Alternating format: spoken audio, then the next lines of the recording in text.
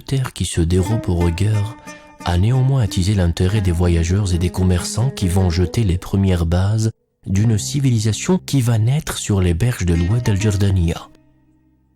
Le sort avait décidé qu'elle émergea en plein cœur du plus grand erg et aussi l'un des plus rudes, le grand erg oriental. Une immensité spatiale, sacrée, qui sortit de nulle part et sans rendez-vous, pour accueillir sur cette terre une multitude de peuplades et de tribus.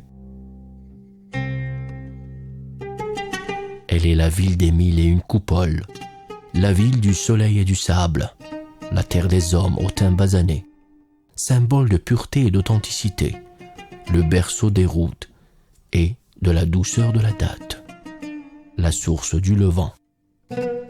El-Oued, terre de patrimoine et de civilisation, fut connue jadis pour son commerce florissant grâce à des itinéraires permanents que tracèrent les caravanes, chargées de dattes, de tabac, de laine et de sel. Celles-ci sillonneront ensuite les routes menant à diverses destinations pour écouler leurs marchandises. À Rdemes en Libye, à Agadez au Niger, à Kano au Nigeria et Tombouctou au Mali.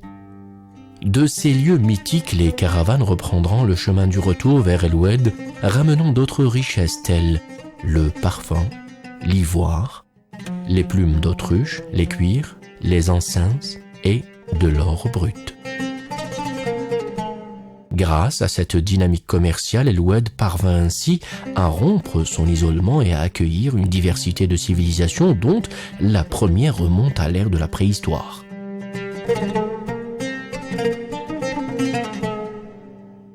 Puis se succédèrent d'autres civilisations parmi les Phéniciens, les Grecs et les Romains.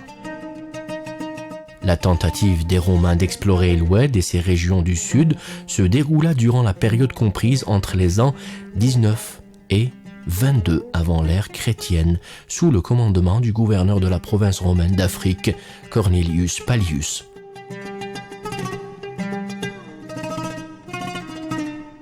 De nombreuses sources historiques prétendent en revanche que les Romains ne sont jamais parvenus au Sahara, tout en précisant que les pièces de monnaie découvertes provenaient des intenses échanges commerciaux que connut la région.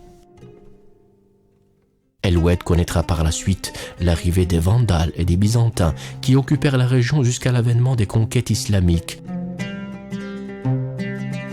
En 1982, la région de Ouazélir tomba la première aux mains des forces coloniales, puis c'était au tour de la région de Souf.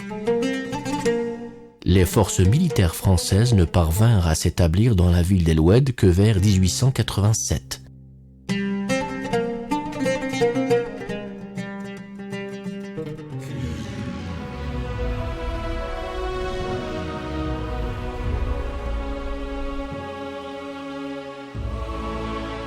La wilaya d'El-Oued occupe le secteur sud-est de l'Algérie. Elle est délimitée par la wilaya de Tébessa au nord-est, les wilayas de Khenchla et de Biskra respectivement au nord et au nord-ouest, la wilaya de Djelfa à l'ouest et la wilaya de Ouergla au sud-ouest et au sud. El-Oued partage ses frontières est avec la République tunisienne.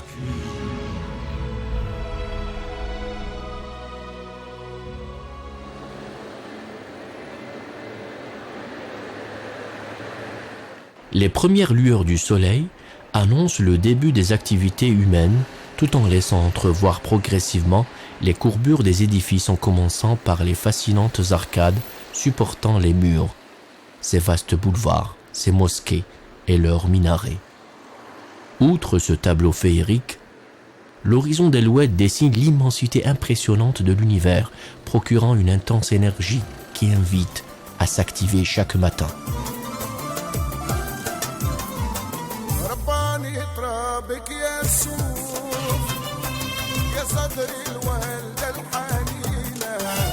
La wilaya d'El-Oued est issue du découpage administratif de 1984. Elle est composée de 30 communes rattachées à 12 daïras.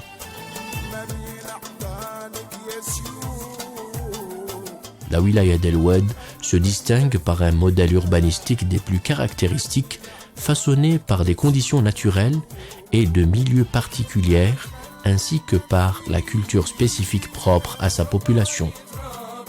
C'est le prolongement du cachet arabo-musulman authentique qui se traduit à travers une palette d'éléments architecturaux tels les colonnes, les arcades et les chapiteaux. C'est également la ville des minarets et des coupoles.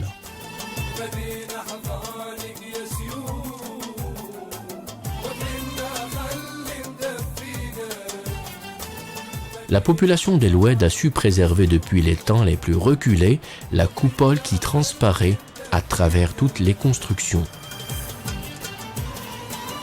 Les vents épousent la forme circulaire des coupoles et emportent le sable qui vient frapper contre le toit.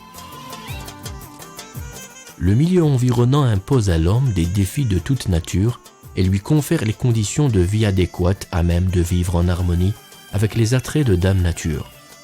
À partir de ce constat, la population d'El Oued a fait preuve d'une grande intelligence en concevant ce système de coupoles pour les protéger du soleil brûlant dont l'intensité des rayons est éludée grâce à la courbure des coupoles qui réfléchissent les rayons lumineux du soleil, réduisant ainsi leur impact. En outre, les coupoles représentent également un parfait système d'aération et de refroidissement de l'intérieur des maisons.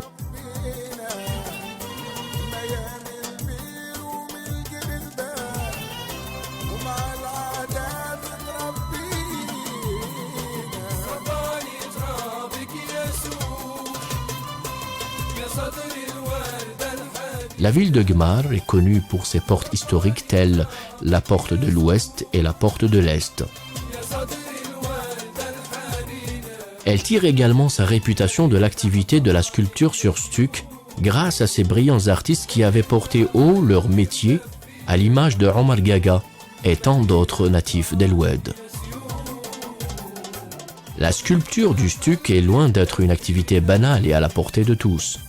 C'est un art qui exige un sens aigu d'observation, de contemplation, de précision et de sagesse. L'artisan doit également maîtriser particulièrement les bases de mathématiques et de géométrie. Ainsi se décline la ville de Gmar. Elle se pare de ses atouts de particularisme et de singularité qui forgent sa splendeur et sa beauté. Les portes de ses quartiers et de ses venelles exhale un pan entier de son histoire.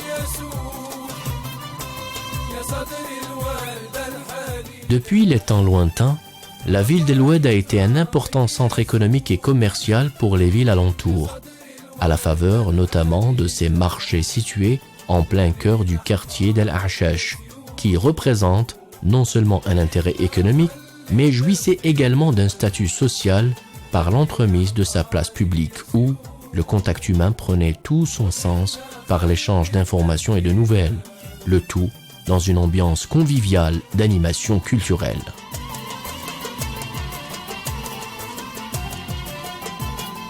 Hier comme aujourd'hui, ce marché conserve encore son cachet d'antan et ses effluves du passé. C'est un lieu où les gens se rencontrent et se côtoient pour s'échanger les nouvelles et également pour marchander. D'autant plus que ce marché est connu à l'échelle nationale pour la qualité supérieure de ses marchandises, notamment les céréales sous toutes leurs variétés et la riche diversité d'épices dont les arômes exquis chatouillent l'odorat. Les marchandises vendues ou échangées portent généralement le sceau de la région d'El Oued, dont les terres sont très fertiles et prolifiques, notamment les cacahuètes qui ont depuis longtemps bâti la réputation de la région. Outre les marchandises classiques, ce marché a connu depuis les temps les plus reculés le commerce de diverses espèces d'animaux et de reptiles. De ce reptile, dont la bouche est cousue d'un fil pour éviter qu'il ne morde les autres animaux, à l'image de ce hérisson qui cherche à recouvrer sa liberté. Au centre du marché trône une multitude de cafés populaires traditionnels qui accueillent notamment les personnes âgées nostalgiques en quête de douces fragrances du passé en plein cœur d'un présent dont ils se détournent. Sirotant un thé aux saveurs irrésistibles, ils se rappellent un temps en égrenant des contes et histoires d'une époque où ils étaient tout jeunes.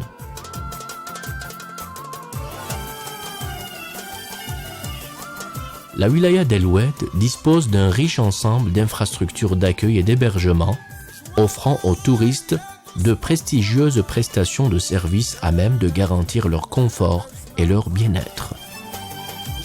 Cela est d'autant plus vrai que la wilaya d'El Oued est depuis toujours la destination préférée des touristes. Ce choix n'est pas le fruit du hasard, car El Oued offre une riche palette de sites naturels, archéologiques et historiques admirables. El Oued ne cesse de déployer des efforts incommensurables pour répondre favorablement à la demande de plus en plus exigeante de tous ceux qui recherchent des sensations fortes de plaisir et de détente. Quant aux hôtels de luxe à l'image de la résidence Dawiya, ils ont été conçus en y introduisant des touches artistiques toutes de magnificence. Nulle place à l'ennui lorsqu'on longe le chemin menant à l'accès de la résidence cerné de toutes parts d'élégants palmiers. Le caractère environnemental typiquement sahraoui a été mis en valeur à travers particulièrement le rite du thé en érigeant une représentation d'une kyrielle d'ustensiles entrant dans les préparatifs de ce breuvage séculaire, tels la théière et les tasses de thé. La salle d'accueil, conçue également dans un style empli d'élégance et de beauté, est surplombée d'une immense coupole.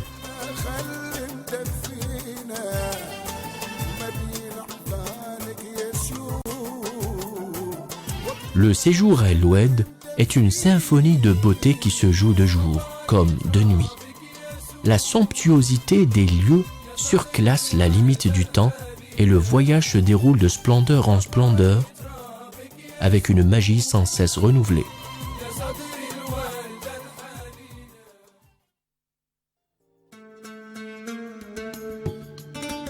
Le secteur de l'enseignement supérieur n'a pas échappé à l'essor du développement initié à El Oued. Depuis déjà 2002, le pôle universitaire a vu le jour sous un apparat architectural en concordance avec les spécificités de la région qui transparaissent particulièrement à travers le climat d'El Oued, typiquement sahraoui. Le choix des couleurs pastel des façades permet d'atténuer la forte intensité des rayons lumineux du soleil. Le même résultat est obtenu en optant pour les coupoles. Les arcades sont également l'élément de base dans la conception architecturale de cette structure. Au centre universitaire sont rattachées de nombreuses annexes, dont l'annexe Sidi Mastour, qui englobe une section psychologie et orthophonie. L'annexe de la cité An-Nour, qui accueille l'Institut de droit et des sciences administratives. L'annexe El-Shuhada, qui abrite un département pour les sciences commerciales, et un autre pour la comptabilité, les impôts et l'informatique de gestion. L'annexe Bab El Oued, qui accueille un département gestion. Cela outre le pôle universitaire qui offre 2000 places pédagogiques et qui comprend un département histoire ainsi qu'un institut des langues.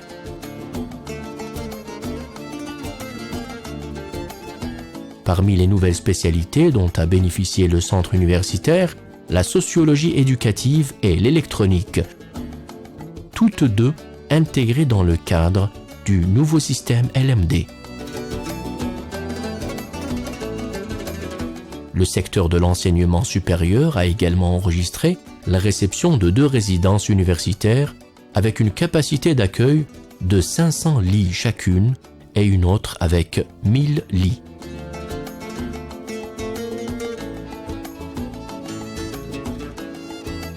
Non loin du centre universitaire, ce complexe de sciences et de loisirs a été construit pour répondre aux besoins de la jeunesse de la région, toutes catégories confondues.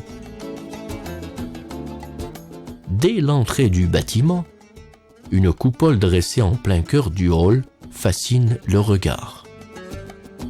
La joliesse des lieux et la beauté des formes revigorent l'esprit et provoquent chez le visiteur un élan de curiosité et d'admiration sur les mains prodiges qui avaient mis au jour cette merveille.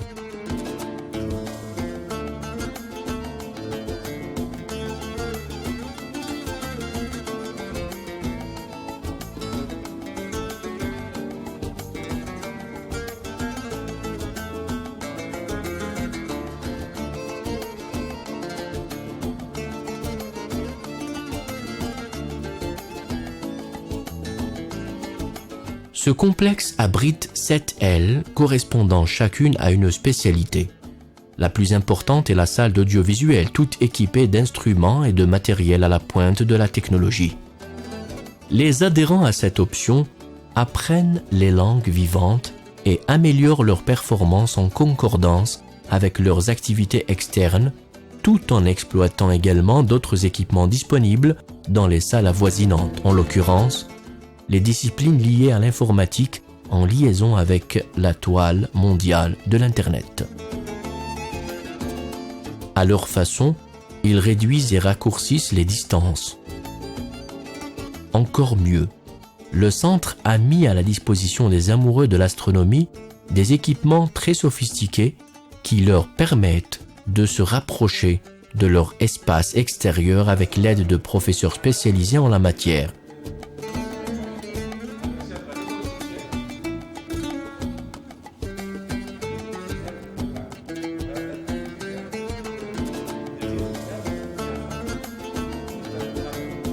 Le complexe abrite également une salle d'exposition, des ateliers et des bureaux administratifs qui veillent à répondre aux doléances et à satisfaire les demandes des adhérents.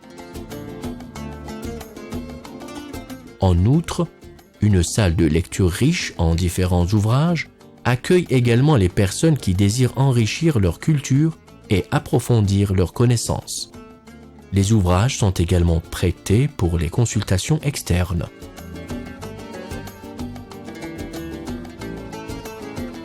Le complexe est doté d'une salle de conférence et accueille des rencontres culturelles, des débats intellectuels et autres séminaires en tout genre.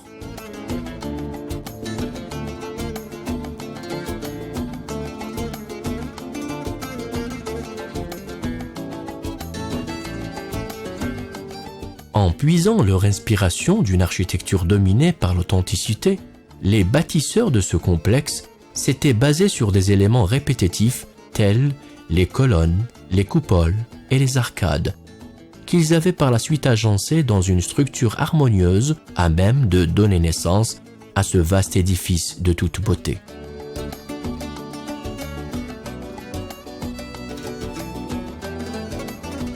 Ce style architectural est l'expression innée d'une volonté de dompter la rudesse du climat et de l'environnement.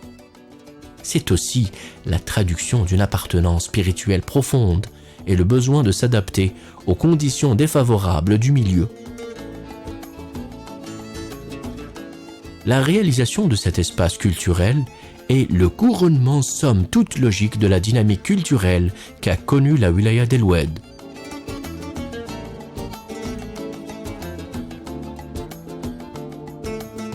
Ce complexe contribue également à l'élargissement du cercle des adhérents par la mise sur pied de différents ateliers dont celui de la musique, de l'informatique, des arts plastiques, de la couture traditionnelle, une bibliothèque pour enfants et une autre pour adultes, ainsi qu'un atelier dédié au théâtre, avec la réalisation d'un théâtre à ciel ouvert d'une capacité de 3000 places.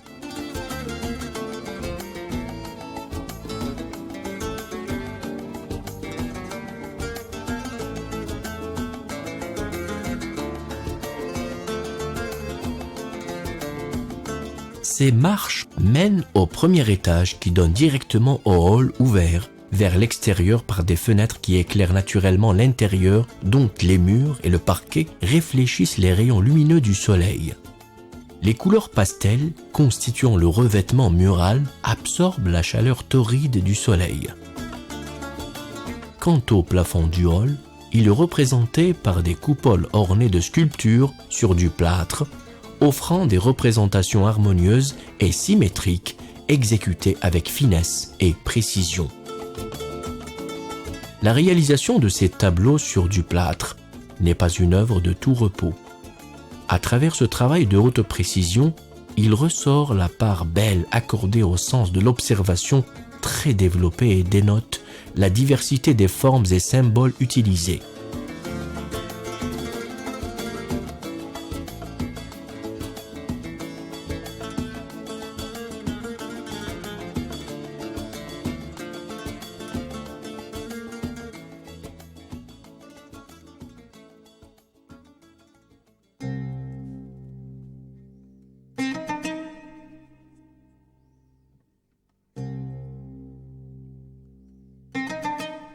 Lorsque les premières lueurs du soleil transpercent l'horizon, un tableau pittoresque se dévoile et prend toute sa valeur dès l'instant où le regard est empli d'admiration et d'ébahissement.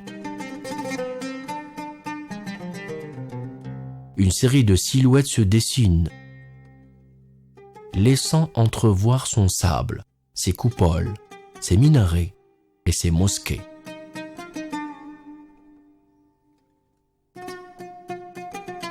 La mosquée Sidi Masoud, l'un des vestiges les plus caractéristiques, se situe en plein centre du souk qui se trouve dans le quartier El-Ashash. Cette mosquée a été fondée par le cheikh Sidi Masoud al-Shabi aux environs de 1597. Hier comme aujourd'hui, elle conserve encore et toujours son élégance architecturale particulière qui transparaît notamment à travers ses coupoles conçues dans un style extrêmement attrayant. Ces 4 minarets singuliers ont été construits différemment. Chaque minaret se distingue par sa conception, sa décoration, la dimension et la forme de son dôme.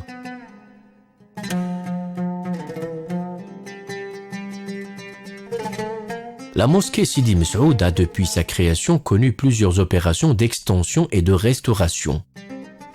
Elle représente un joyau de l'architecture musulmane grâce à son authenticité et sa simplicité, notamment à travers ses arcades et ses colonnes qui supportent sa charpente depuis des centaines d'années. Ce sont en tout 63 colonnes, 76 coupoles et 4 portes qui composent l'essentiel des éléments architecturaux de cette mosquée qui accueille plus de 1000 fidèles.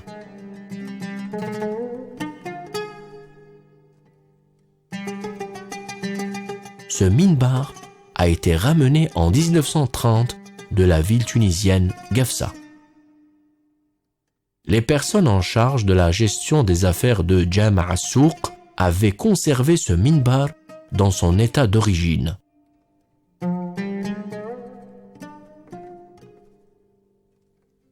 Le recours à des couleurs dorées ajoute au motif dessiné élégance et joliesse.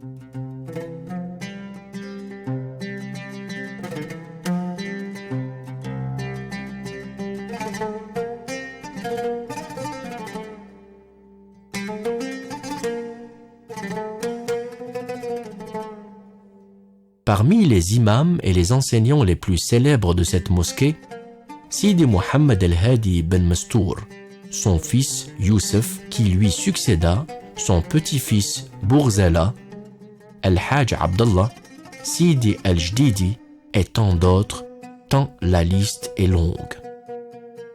Le cheikh Chabrou est l'actuel imam de la mosquée.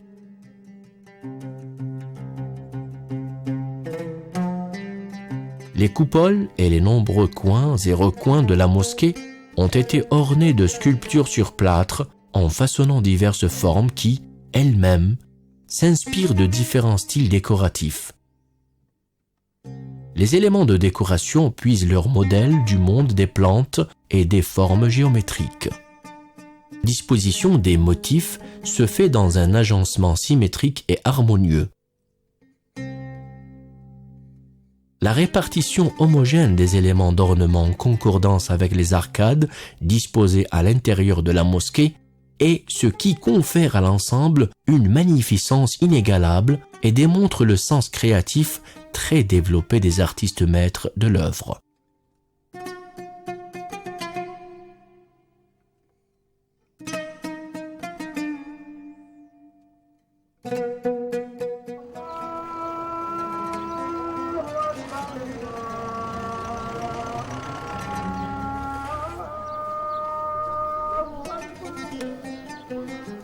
La mosquée Al-Udwani fut fondée aux environs de 1267, correspondant à 665 de l'Hégire, par le cheikh Al-Udwani.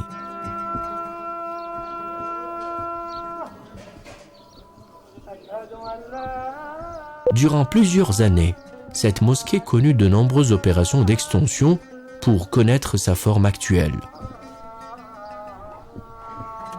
En 1919, la mosquée Al-Udwani fut complètement rénovée grâce au concours de la population du village qui utilisa de la matière première prélevée aux alentours. Au début des années 90, cet édifice religieux fut reconstruit tout en respectant son style architectural originel. En 1995, la mosquée connut une extension de sa partie est et ses nouvelles dimensions sont alors de 40 mètres de long sur 23 mètres de large avec une superficie globale couverte de 920 mètres carrés. De la coupole centrale de la mosquée pend un énorme lustre qui étale sa lumière sur tout l'intérieur dévoilant les différents ornements et sculptures qui tapissent les murs et les plafonds, offrant un défilé de formes aussi diverses que diversifiées. Quant aux éléments arrondis qui ornent les différents coins de la coupole, ils portent chacun le nom d'un des califes orthodoxes dans un authentique style calligraphique maghrébin.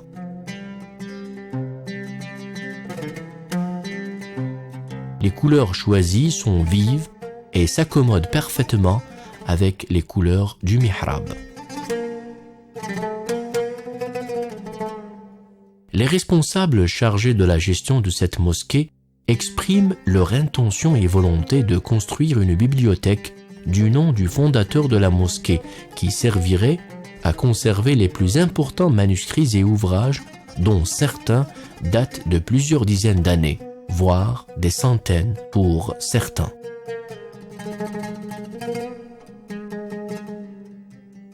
Ce rare trésor inestimable nécessite un intéressement des plus urgents de la part des responsables en vue de procéder à l'entretien, au tri et à la classification de ces œuvres.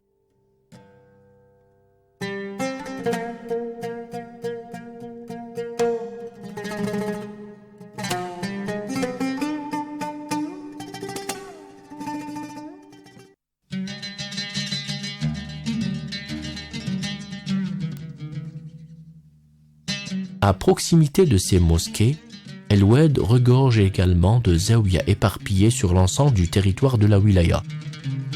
La zaouïa Tijaniya d'Al-Bayyada représente l'une des plus anciennes zaouïas de la région.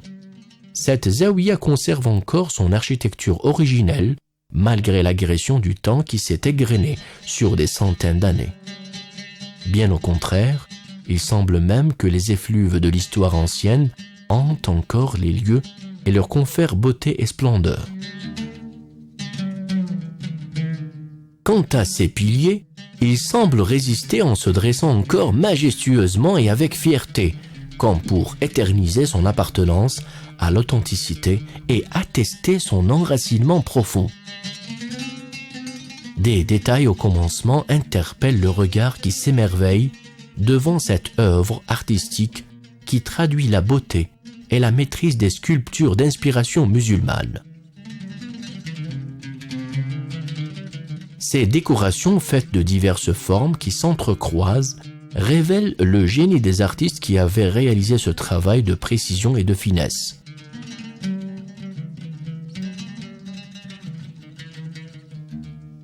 La Zaouïa de Gmar a été fondée vers la fin 1797, soit 7 ans après l'apparition de la confrérie Tijaniya.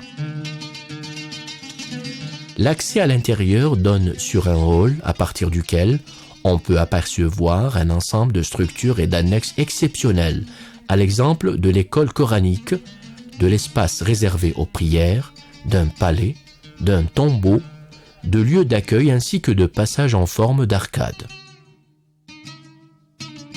Au centre se trouve un quartier représenté par un ensemble d'habitations disposées autour d'une petite mosquée que surplombe une coupole qui s'appuie sur une assise de forme carrée. Les zaouïas Tijaniya se distinguent des autres zaouïas par l'originalité introduite dans la construction des coupoles. En effet, cette coupole a été réalisée en forme de pyramide. Cette singularité accentue la beauté de cet élément de la zaouïa. C'est probablement la seule coupole parmi toutes celles d'El Oued qui se décline sous cette forme. L'ordre de la disposition des 7 places de la zaouïa a été fait de manière raisonnable, en concordance avec les 2 cours de la zaouïa, dont l'une est rattachée à la mosquée Sidi Ahmed Ammar et l'autre à la mosquée Sidi Mohammed L'Aroussi. Ces 2 cours s'intègrent parfaitement avec les autres bâtis de la zaouïa.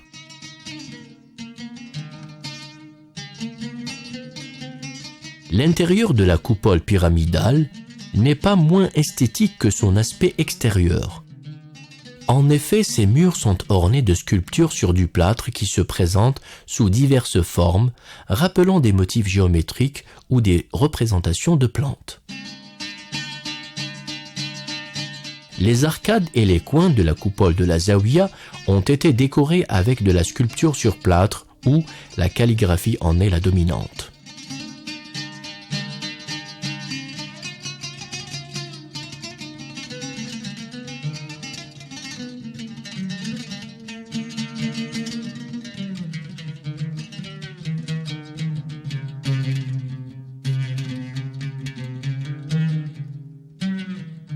La bibliothèque de la zaouïa conserve un rare et riche trésor de manuscrits dont certains sont séculaires.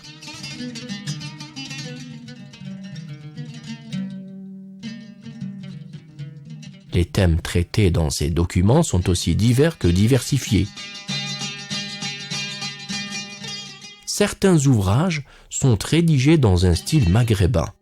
Quelques-uns de ces manuscrits sont l'œuvre de savants natifs de la région qui avaient remis leur réalisation aux responsables chargés de la gestion de cet héritage pour les mettre à la disposition des chercheurs et autres gens en quête de savoir.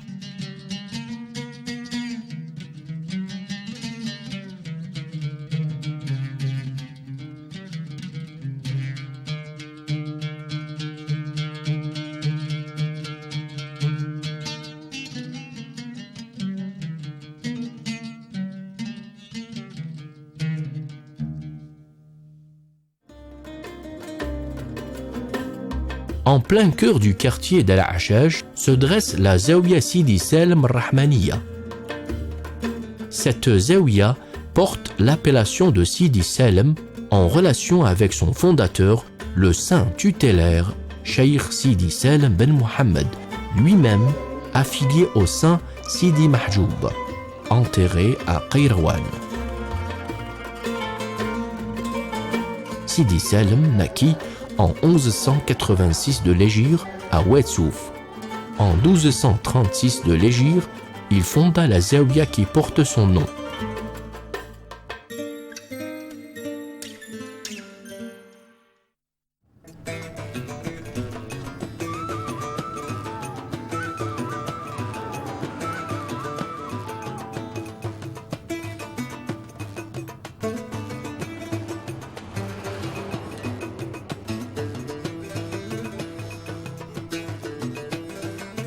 Jadis, on les transporta de cette façon, alors qu'aujourd'hui les moyens de son transport sont plus modernes et plus rapides.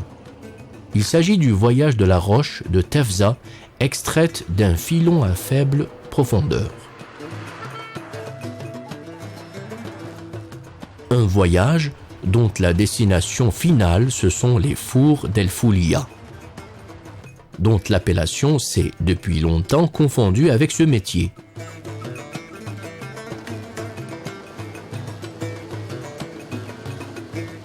Cette matière ne sert pas seulement au stockage, elle connaîtra une série d'étapes qui la feront passer de l'état dur en une matière fine qui servira de base à l'esprit de créativité et à la création artistique.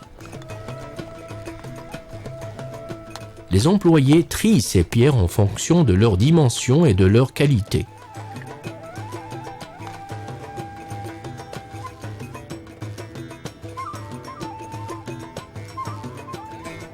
Les fours traditionnels sont préparés.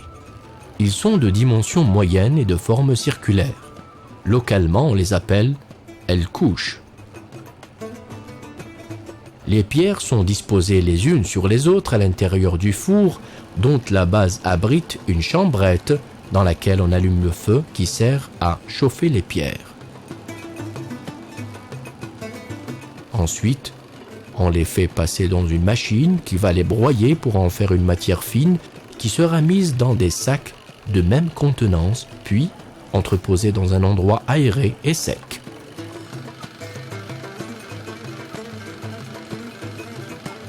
Cette dernière étape signe la fin du voyage des pierres de Tefza qui avaient concédé leur forme originelle au four d'El Foulia. À partir de là, une autre histoire commence. Celle des mains prodiges de jeunes artistes d'El Oued qui vont insuffler à la pierre de Tefza une seconde âme en laissant libre à leur créativité.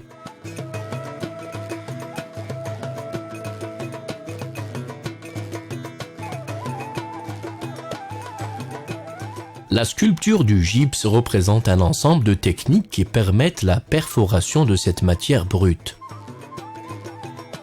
Les motifs déterminés représentent par exemple des formes géométriques dont la base est l'interdépendance et l'entrecroisement de différentes formes.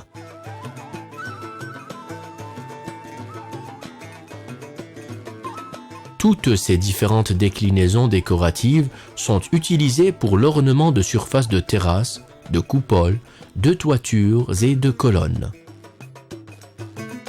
Cet art possède ses propres fondements et lois qui s'inspirent directement de la nature, telles les règles de l'équilibre, de la répétition, de la symétrie et de l'entrelacement des différentes formes. Toutes ces bases reposent sur les principes de la géométrie.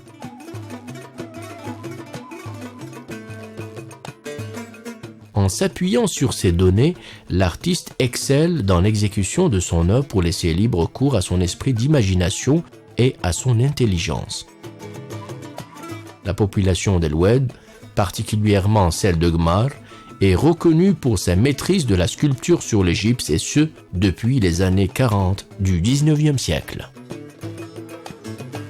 Parmi ceux qui portèrent cet art singulier à son summum de développement et de perfection, le regretté artiste Ammar Gaga, qui fut l'un des pionniers dans ce domaine.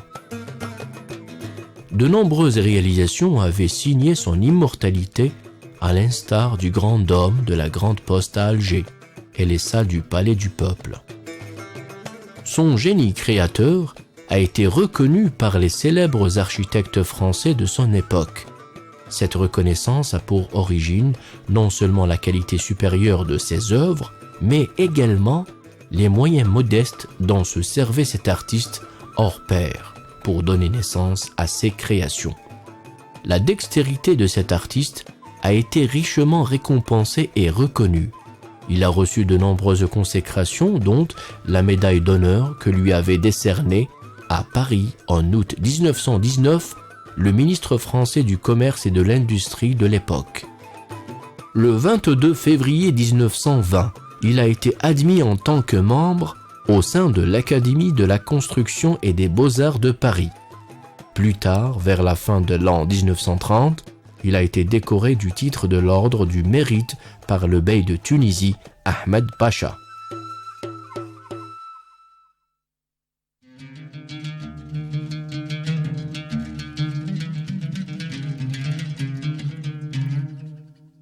Le palmier ne se contente pas de fournir la seule douceur de ses dattes.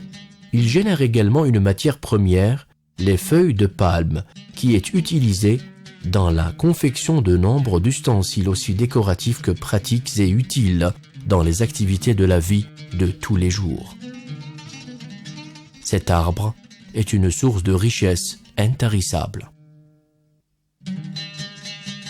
Malgré l'âge avancé de cet homme, le métier qu'il pratique depuis sa tendre enfance lui procure bonheur et satisfaction et atténue le lourd poids des ans. Il se voit alors gratifié d'une énergie renouvelée et d'une volonté à l'épreuve de tout pour lui permettre de reprendre aussitôt les forces. Ce métier ne nécessite pas de nombreux outils. La seule exigence qu'il est recommandé de satisfaire est tout simplement de montrer une certaine adresse à exécuter de simples gestes, mais néanmoins rapides, précis et harmonieux. En fait, pour maîtriser ce métier, il faut juste l'aimer par-dessus tout. À un stade avancé, il faut avoir recours à une aiguille d'épaisseur moyenne que l'artisan utilise pour coudre et fixer entre elles certaines parties de ses produits artisanaux, ultime étape de la finalisation. Les dernières touches sont alors entreprises pour que le produit soit enfin prêt à être utilisé. Parmi les produits que l'artisan fabrique à partir des feuilles de palmier, les nattes, les couffins qui se déclinent sous plusieurs formes et dimensions, les ustensiles de cuisine qui servent pour certains à faire le couscous, en l'occurrence le couscoussier, appelé localement el keskes, ainsi que divers autres produits utilisés dans la vie quotidienne.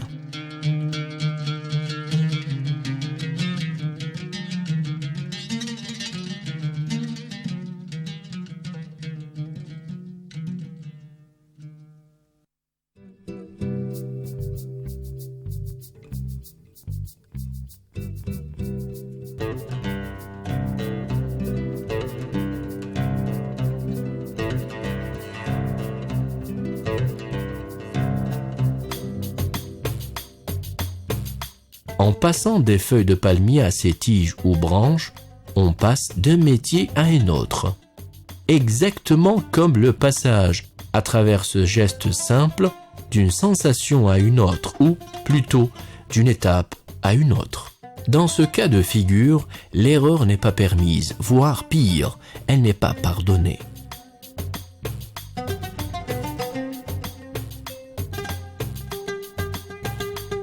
Ici non plus, point de perte de temps car il est si précieux. Son esprit professionnel nous invite à découvrir cette activité en assistant aux différentes étapes qui mènent peu à peu à la finalisation du produit.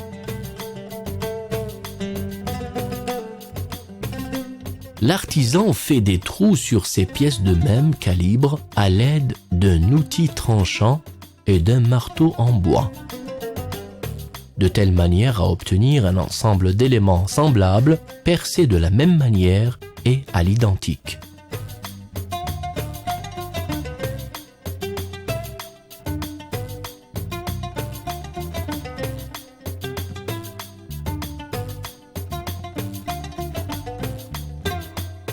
Ensuite, il fabrique d'autres petites pièces plates tranchantes de même dimension qu'il tissera en les faisant entrer par les trous dans une gestuelle d'entrecroisement entre deux pièces longues et parallèles.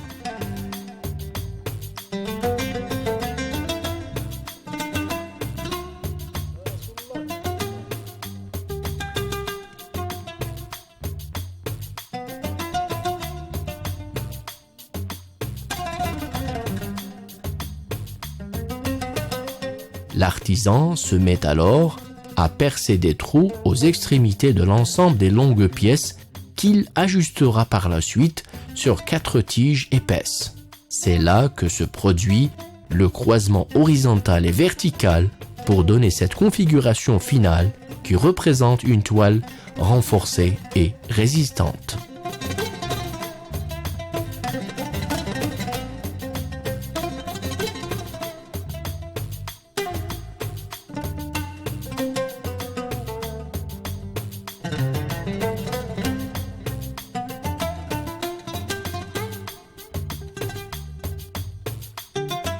La prochaine étape consiste à relier la toile qui fait figure d'assise à 4 autres tiges identiques, dotées elles aussi d'une sorte de branche tendre pour prendre des formes d'une extrême beauté et finesse. Le résultat final semble être une base d'appui et de confortement.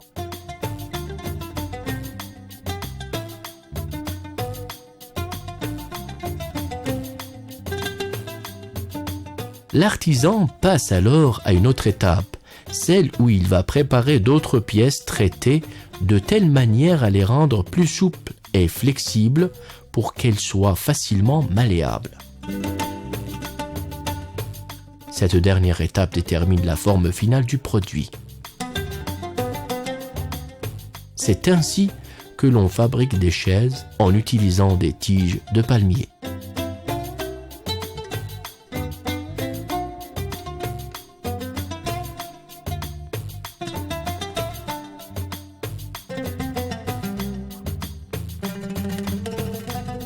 Cette chaise est posée à proximité d'un palmier et dire que cet arbre représente le noyau dont est issue cette chaise.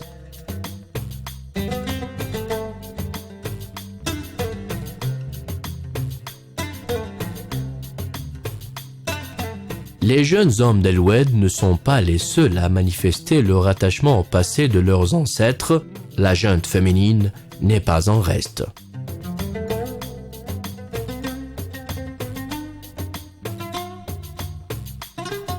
En effet, les jeunes filles d'El Oued participent également à préserver et à perpétuer leur héritage de tradition en pratiquant le tissage.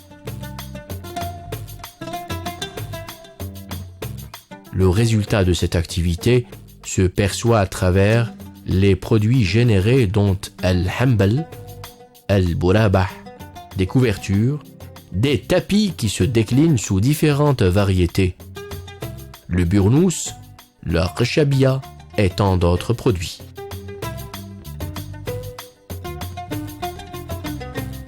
Les maisons de culture et les centres de formation professionnelle répartis sur l'ensemble du territoire de la wilaya d'El Oued ont largement contribué à encourager, à promouvoir et à préserver ces spécialités.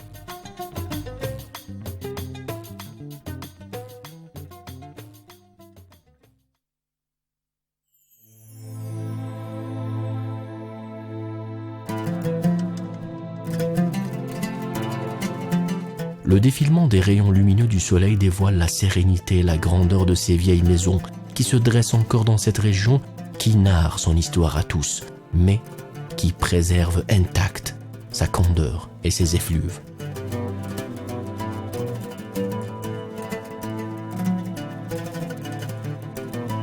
Les Ritanes, à Mihbahi, se trouvent à proximité de la région de Quinine, qui a été fondée vers 1590.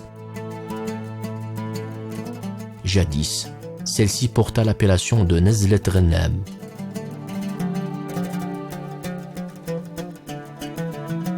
On prétend que l'origine de cette appellation serait liée à un homme en quête d'un refuge. On lui conseilla alors de se rendre à cet endroit pour s'y établir et y allumer un petit feu, localement dénommé quinine. Cet événement constituait l'élément fondateur qui permettra plus tard la fondation d'un groupement d'habitation dont les traces demeurent encore debout, défiant le temps qui se défile.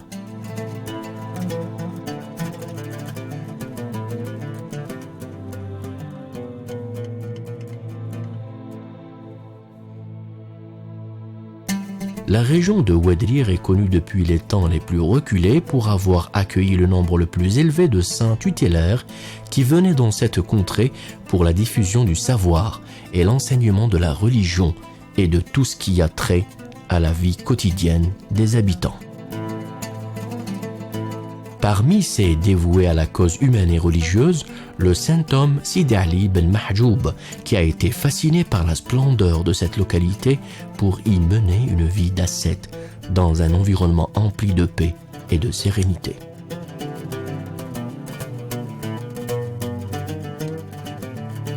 Tirdidine, terre des saints et noyau fondateur de la vieille El Jama'a. est cet ancien village qui fut fondé sur les hauteurs d'une colline entourée d'une oasis de palmiers. Les principales particularités urbanistiques de ce village résident dans son architecture originelle, qui se décline à travers des rues et ruelles étroites et couvertes. Certaines versions rapportent que ce site avait été choisi dans le but de rassembler la population de Ouadrire éparpillée dans différentes régions. Cet endroit portera alors l'appellation de Dar Rijal el-Hashan, signifiant lieu des hommes de palmiers et de plantations.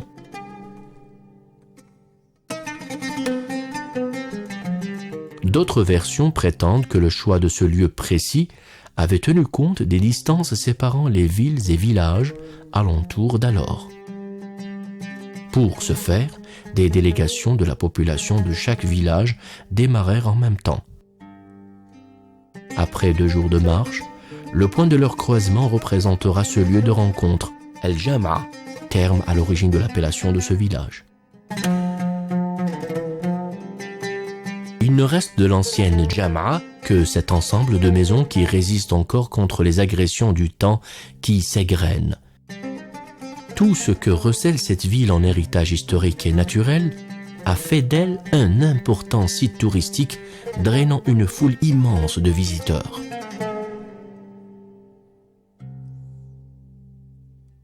Les qsour représentent l'un des patrimoines de valeur qui parsèment l'Oued. Au-delà de leur beauté singulière, ces vestiges portent en eux une dimension de civilisation. Les exemples ne sont pas rares. L'Qsar Tamerna, situé à proximité de Jama'a, en est une parfaite illustration. Ce qsar reproduit le modèle de base sur lequel se fondent les qsour de l'ancienne région de Ouadrire. Le qsar abrite des habitations et des mosquées reliées entre elles par des sentiers et venelles bâtis avec des matériaux locaux tels l'argile, le plâtre, les feuilles et les branches de palmier. Récemment, le qsar Tamerna a bénéficié d'une vaste opération de restauration, ceci afin de préserver son style architectural particulier. Le type de construction adopté se fait généralement sur 2 étages, parfois recouverts dans une large proportion, cela dans le but de se protéger des rayons du soleil.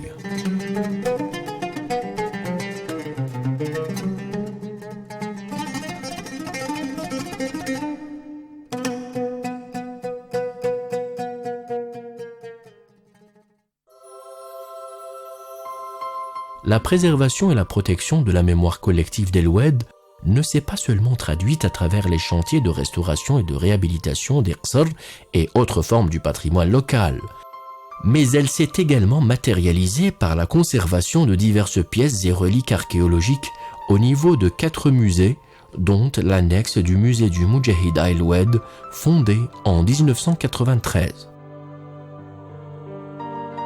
Il abrite différents témoignages retraçant l'histoire de la région durant la glorieuse révolution de libération nationale.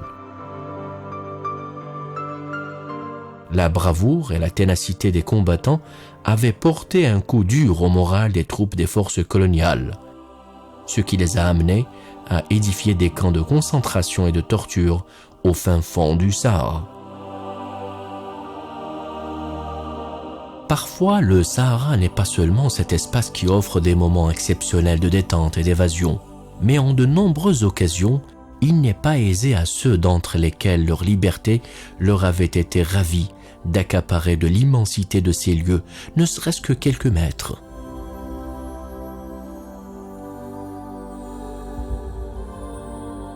Ici même, le colonialisme avait construit l'un des plus grands camps de concentration appelé Bir Jdid, dans la localité de Douar El-Ma.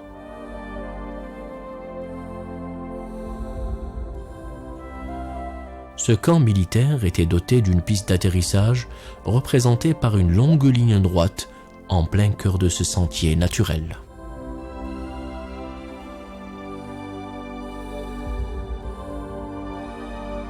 Ces constructions circulaires servait de lieu d'internement et de détention où les populations sont ramenées pour y subir des tortures afin de leur extorquer des informations sur les Moudjahidines et les réseaux de soutien à la lutte de libération nationale. Ces pièces particulières servaient également pour le stockage d'armes. Sur les côtés, on entrevoit de petites ouvertures d'aération, mais point de porte d'entrée. En fait, à quelques mètres de ces pièces, des accès souterrains mènent directement à différentes petites chambres dans lesquelles on pratiquait la torture, alors d'autres étaient destinés à la détention.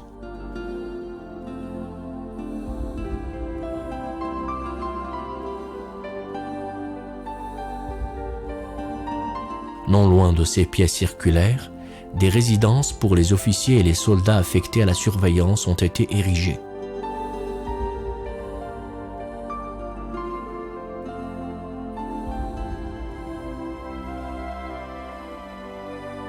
Les locaux réservés pour les officiers étaient structurés en 5 chambres et en une cour qui s'ouvre sur 3 portes.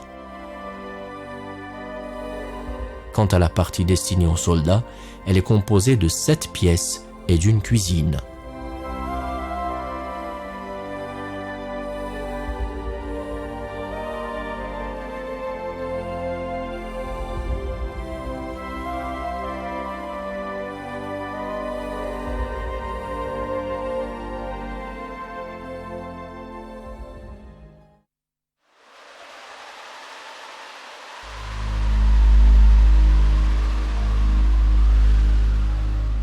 Des ombres de splendeur façonnées par les lames de sable dans une région qui, à première vue, paraît dénuée de toute forme de vie. Ce décor semble aussi interdire toute possibilité de dompter ce rude climat. Non loin de la région de Telifaoui se trouve le village Robi. Certaines sources indiquent que l'âge de la fondation de ce village remonterait aux années 40 du siècle dernier. Après que toute trace de vie eut disparu et qu'il ne demeura à la périphérie que quelques espèces animales qui s'adaptèrent au lieu, le sable a enseveli les habitations et les mosquées, laissant émerger derrière quelques vestiges résistants, vaille que vaille, à la rudesse du climat. Ces reliques représentent le témoin vivant d'un temps passé que quiconque se trouvant ici ne peut abandonner. Cela, à l'exemple de ces colonnes supportant les arcanes d'une ancienne mosquée, luttant sans cesse contre les invasions du sable et les agressions des rayons du soleil.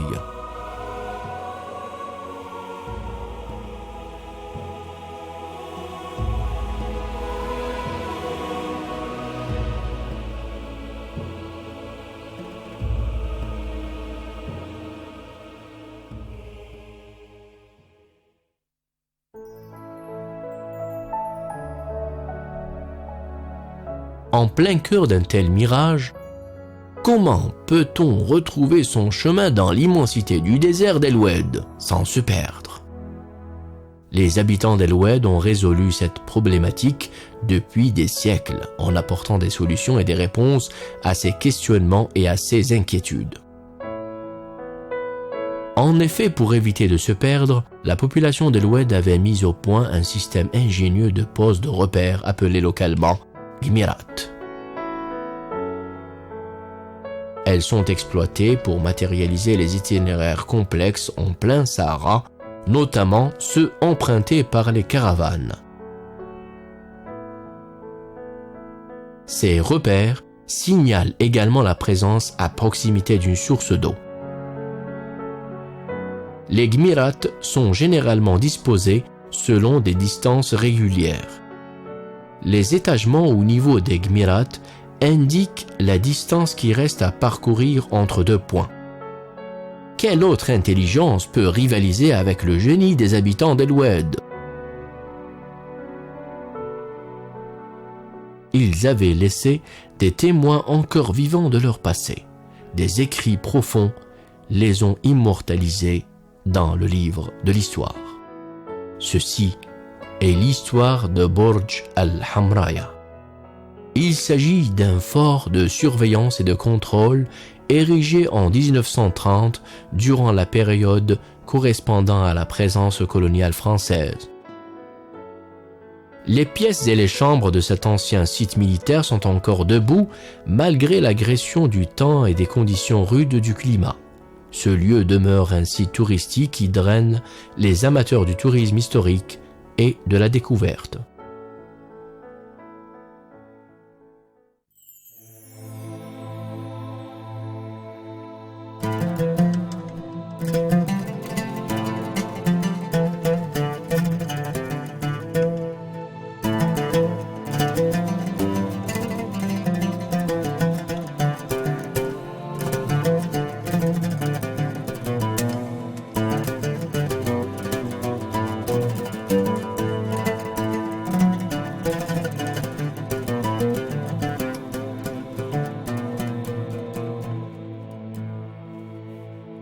Ce sable qui puise ses couleurs des rayons lumineux du soleil raconte les liens sacrés qui le lient à cette terre qu'il a toujours bien accueillie.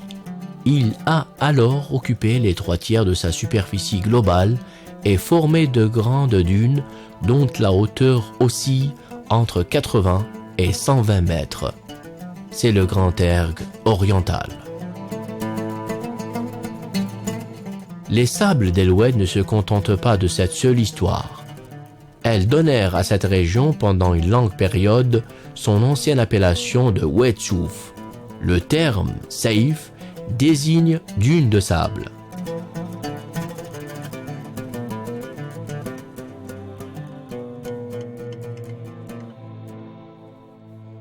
La relation qui fut établie entre les dunes de sable et épées tranchantes réside dans le fait que les sommets des dunes de sable rappellent le tranchant d'une épée. Avec le temps, Saïf devient Souf.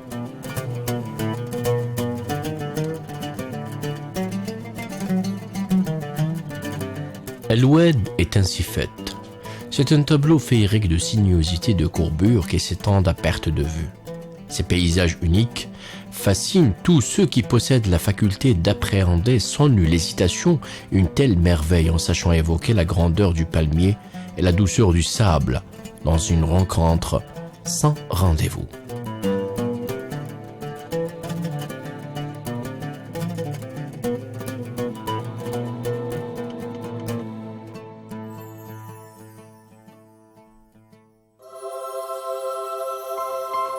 Il n'y a nulle place à l'étonnement de savoir que les dattes de cette oasis puisent leur saveur suave du sel de ce chott.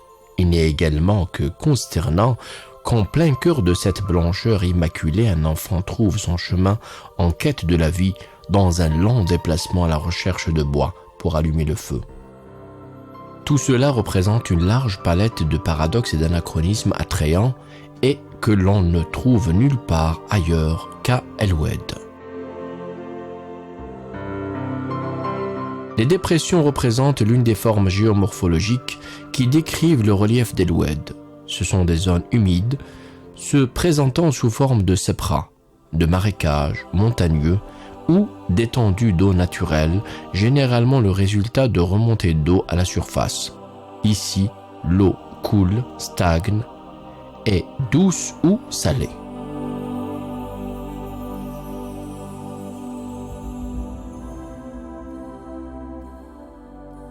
La wilaya d'El Oued abrite 3 zones humides sur un total de 42 qui essaiment le territoire national. La majorité de ces dépressions se trouvent dans le secteur nord de la wilaya d'El Oued et s'étendent vers l'est avec des altitudes variables entre -10 et -40 mètres.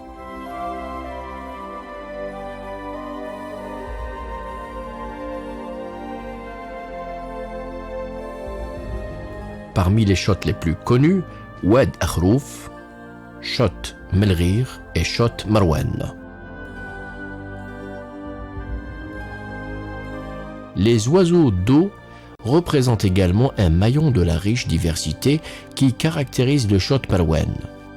Parmi ces espèces nombreuses qui peuplent le Chott, on trouve la poule d'eau, le colvert, le flamant rose et l'avocette à la queue noire.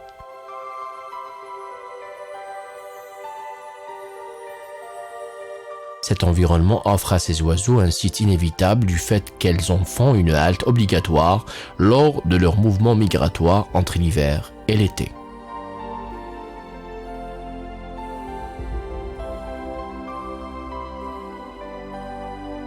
Non loin du Chott Marwan, le Chott Melghir est situé entre les communes d'El Hamraya et d'El Mghir. Cette étendue d'eau accueille globalement les mêmes espèces d'oiseaux que le Chott Marwan. Quant à la richesse floristique qui évolue dans ce Chott, elle montre une grande ressemblance avec celle du Chott Marwan. Le Chott Melghir se trouve à moins 24 mètres au-dessous du niveau de la mer.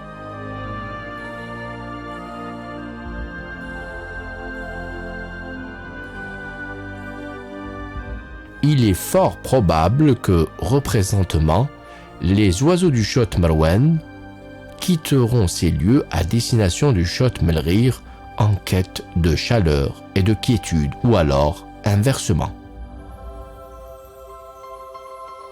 En survolant ces surfaces dépressionnaires, ces oiseaux s'offrent des moments uniques de bonheur et ravissent en même temps le regard des observateurs.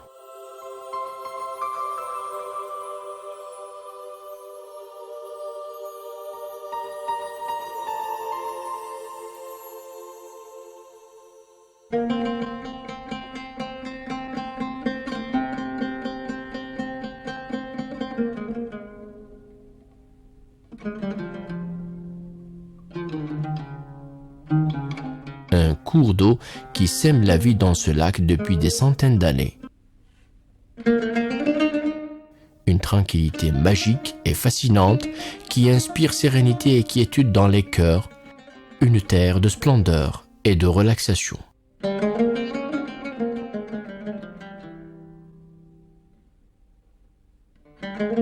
C'est le lac Al-Ayata qui se situe en bordure de la commune de Sidi Amran, non loin de la ville de Jama. Cette étendue d'eau abrite un riche peuplement d'oiseaux tels le colvert, le flamant rose, la poule d'eau et tant d'autres. La riche diversité faunistique et floristique qui caractérise ce lac traduit la diversité de cet environnement exceptionnel. Ce lieu représente une destination et une halte privilégiée par les oiseaux migrateurs qui viennent de l'Europe, de l'Asie occidentale et de l'Afrique pour passer l'hiver en toute sécurité.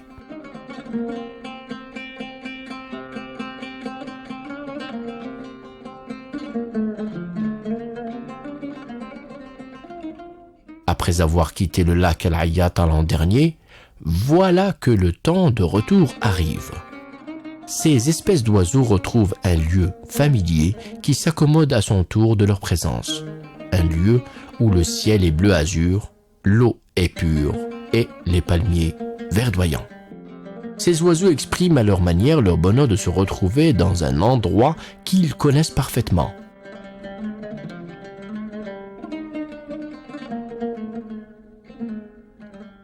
Le lac El-Ayata est caractérisé par sa profondeur importante.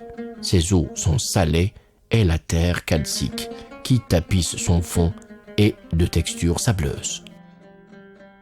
Des gestes d'une extrême simplicité et une succession parfaitement agencée que dessinent ces oiseaux dans leur envol pour créer cette blancheur immaculée qui tranche avec la brillance de l'eau. Peu à peu, l'ensemble prend une dimension divine et s'exprime grâce à la complète concordance de ces éléments avec la verdure des palmiers. C'est ainsi que se décline le crépuscule du soir à Al-Ayata. Ces espèces d'oiseaux représentent pour les chercheurs et les spécialistes de l'environnement un modèle de choix pour leurs études et travaux de recherche. Elles constituent également une intarissable ressource dédiée au tourisme de découverte et de détente. Que ce soit au-dessus de la surface de l'eau ou en plein ciel, l'harmonie de l'envol génère des sensations d'admiration et de contemplation. Ce spectacle fantastique fait naître le désir de se détacher du sol, de déplier les bras et de se laisser emporter par cette parade pour suivre à travers l'imaginaire ces oiseaux dans leur voyage jusqu'à leur destination finale.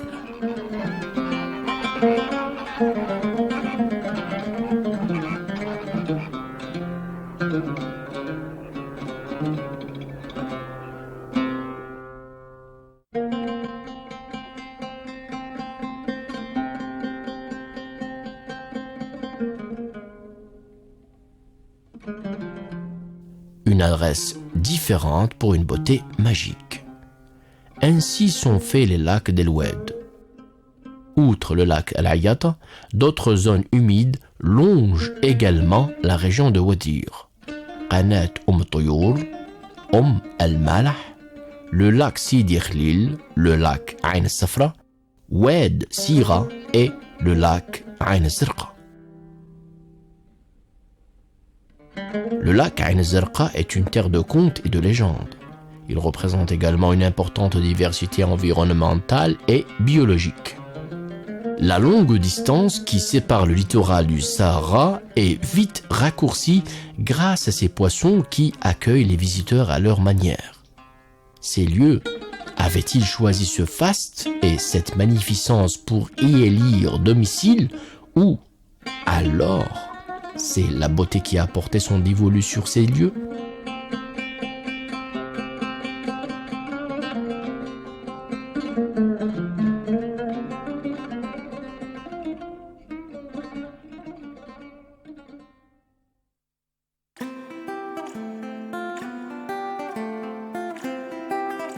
De retour à l'époque de la modestie et de l'authenticité, mais jusqu'où?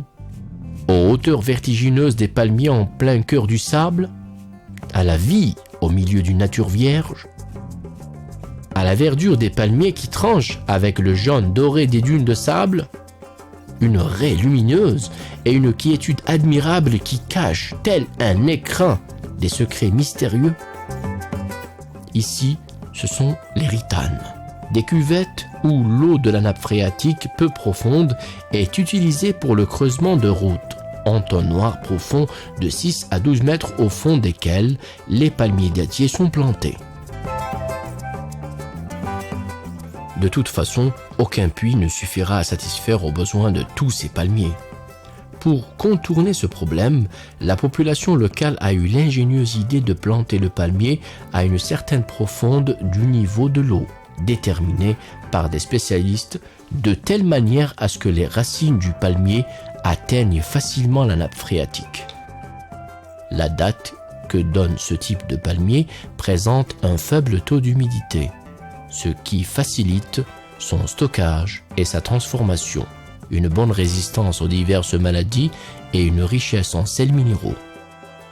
Les ritanes avaient conféré à la population d'El Oued les conditions idoines à même de leur permettre de se fixer, alors que jadis, les gens préféraient se déplacer et effectuer des voyages de transhumance.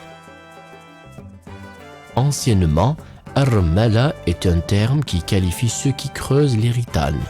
Ils déplaçaient sur leur dos des quantités importantes de sable. Une grosse partie du route est creusée. Le sens du creusement se fait dans la direction opposée au mouvement des vents. Par la suite, le vent se charge de creuser leur moitié du route. N'est-ce pas là une preuve tangible du génie créateur de la population d'El Oued dans sa stratégie intelligente de dompter le Sahara et de s'adapter aux rudes conditions de ce milieu aride?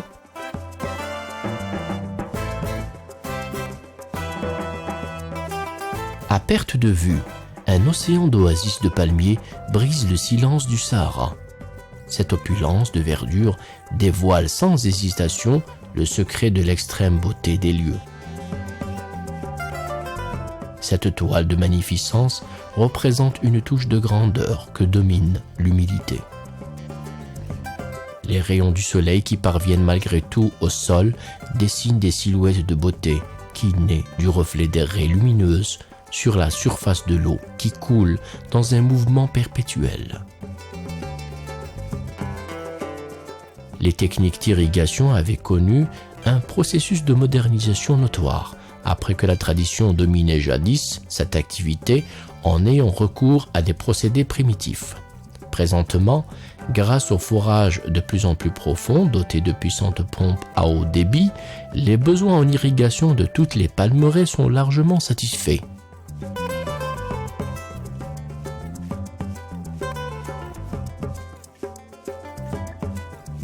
Le palmier dattier représente la principale richesse de la wilaya avec plus de 3 613 415 palmiers, dont 2 631 473 palmiers productifs, couvrant ainsi près de 37% de la production nationale.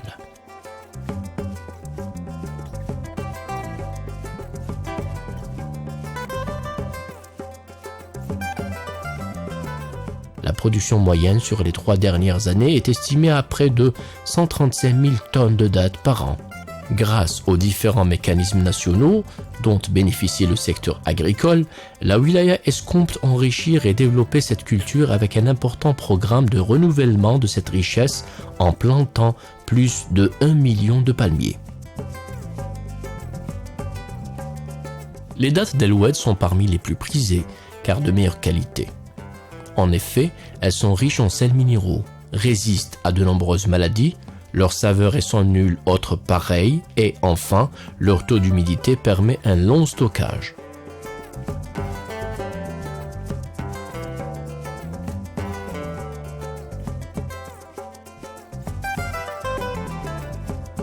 Une nouvelle expérience agricole a été engagée à El Oued. Un tableau unique qui ne se trouve qu'à El Oued. Un olivier et un palmier, 2 arbres sacrés qui se dressent côte à côte. L'intensification de l'oléiculture a concerné de vastes superficies. La réussite de cette entreprise originale est une réalité à la faveur des différents mécanismes mis en branle par les autorités à l'instar du plan national pour le développement agricole et rural. Cette expérience unique a connu un vif succès. Ce nouveau venu dans le secteur agricole connaît un engouement particulier de la part des agriculteurs qui s'y consacrent avec beaucoup d'entrain. Ces informations introduites dans l'activité agricole ont généré une nouvelle dynamique d'une agriculture moderne et diversifiée qui répond à la satisfaction de la demande locale. Bien plus encore, cette réussite contribue même à l'essor de l'économie nationale. Les récoltes induites par cette nouvelle politique agricole dépassent les prévisions. La qualité supérieure du produit est un signe annonciateur de la continuation de cette initiative. Cela s'est traduit par la plantation de 800 000 plants d'oliviers.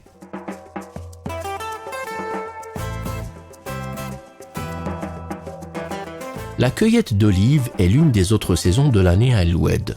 Le plaisir de cette opération n'a d'égal que celle de la campagne de cueillette des fruits d'un labeur qui a nécessité travail dur et souffrance. Tout un chacun participe à cet événement qui consiste à dénuder l'arbre de ses fruits en ayant recours à différents procédés. Ensuite, les olives récoltées sont rassemblées et mises dans des palettes réservées à cet effet.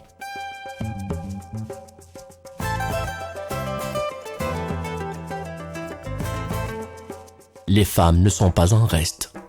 Leur participation est utile, voire capitale, car leur dynamisme et leur ardeur aux côtés des hommes sont un vecteur essentiel du travail en communauté.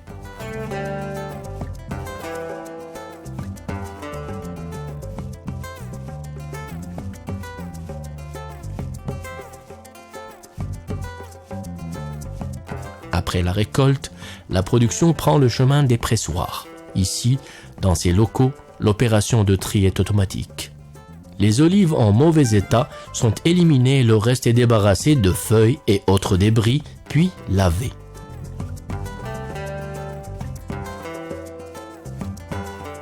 L'huile d'olive d'El Oued recèle nombre de qualités qui en font une excellente huile. En effet, elle est caractérisée par une faible acidité, une saveur douce et une grande pureté.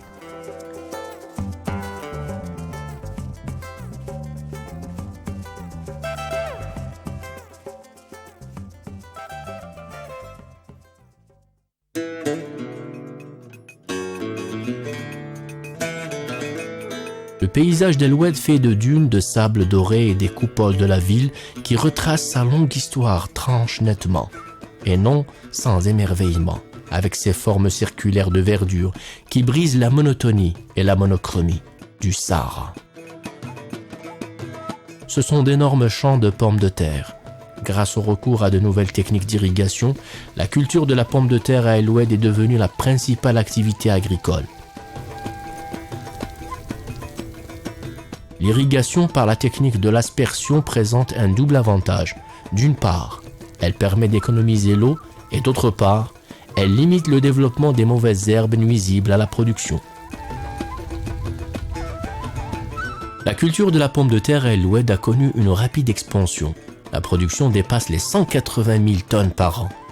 Ce résultat prometteur est le fruit de la conjonction de diverses actions, dont l'extension des surfaces agricoles, l'ouverture de voies d'accès, l'élargissement de l'électrification, le forage de puits, qui permettent l'irrigation de plus grandes superficies de terres exploitées. À la faveur du dynamisme et de la grande volonté de ses agriculteurs, la wilaya d'El Oued contribue de fort belle manière à alimenter, voire inonder le marché national avec ce produit de large consommation. Ce type d'agriculture a drainé une masse importante de main-d'œuvre qui s'est spécialisée dans ce champ d'action. L'expérience acquise dans ce domaine a permis d'accroître la production aussi bien d'un point quantitatif que qualitatif. Les jeunes d'El Oued sont les premiers à avoir bénéficié de cette nouvelle manne agricole. Pour preuve, ils sont parvenus au stade du perfectionnement de cette agriculture, non sans exprimer leur amour pour ce métier. Les aînés montrent également un intérêt et pas des moindres pour cette activité, notamment lors des récoltes. La pomme de terre puise sa qualité de la douceur et de la pureté du sable d'El Oued.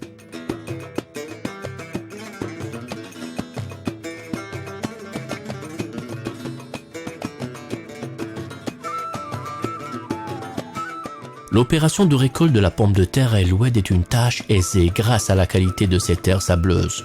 Cette facilité de récolte permet à l'agriculteur de ramasser une grande quantité de pommes de terre en un temps record. La pomme de terre cultivée à El Oued se décline sous deux variétés, la blanche et la rouge, dont le goût est caractéristique. Ces deux variétés montrent également une grande résistance à différentes maladies. Après la récolte, la pomme de terre est entreposée dans des cajots en plastique. De là, elle est transportée à destination de différents endroits à l'échelle nationale. Dans ce voyage, la pomme de terre quittera à jamais sa terre, une terre de beauté éternelle, d'eau qui coule à profusion, de sable doux et de couchers de soleil d'une beauté indescriptible.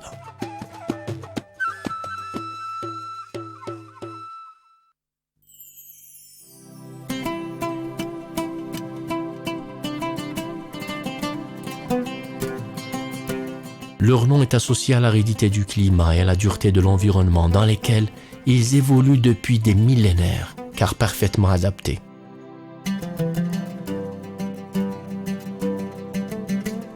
Leur réputation de résister à la soif n'est pas usurpée.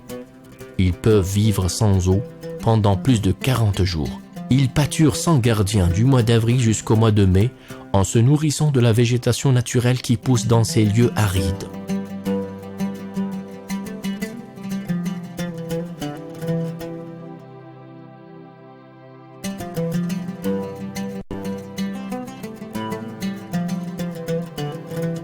Ces plantes leur procurent satiété, mais également résistance à certaines maladies telles la gale et la teigne.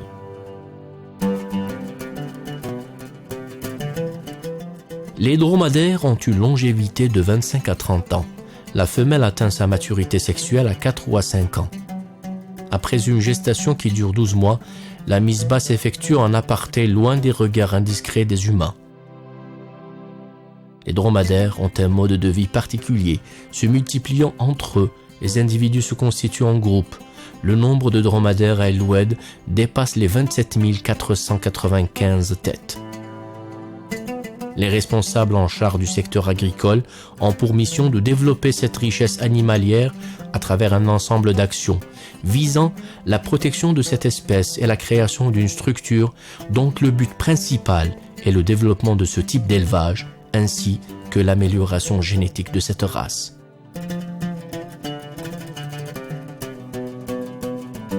Il est admis qu'il existe une relation étroite entre l'environnement et les êtres vivants qui peuplent ce biotope. Dans de nombreuses circonstances, il se crée un lien très proche entre la beauté de la nature et celle des créatures qui se mettent à chercher l'eau où qu'elle se trouve, une eau si rare que les différentes espèces n'ont d'autre choix que de résister à la soif qui les terrasse au point de perdre leur grâce et leur éclat. Le fennec est un canidé qui peuple le Sahara d'Eloued depuis des siècles. Ce petit animal a élu domicile dans cet environnement où il s'est parfaitement adapté. Ni la chaleur torride du climat, ni la rudesse et l'aridité du désert ne l'incommodent. Le fennec ressemble au renard auquel il s'apparente. Mesurant près de 40 cm de long, ce petit mammifère arbore une fourrure très touffue et d'une douceur extrême.